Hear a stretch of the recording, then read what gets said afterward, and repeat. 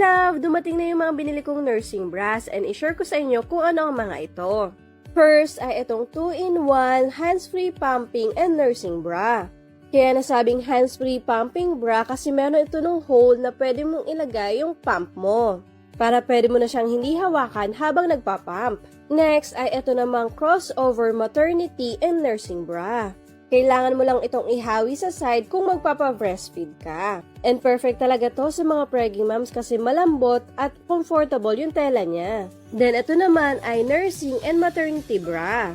Wireless and seamless na ito tapos padded na rin. And unlike sa crossover, meron itong hook and adjustable strap. Talaga namang must-have ang mga nursing bras para sa mga pumping and breastfeeding mom na katulad ko. And if you are looking for a quality nursing bra, mararecommend ko pala ang Mami Lifestyle. It is Mami Lorraine approved, kaya ano pa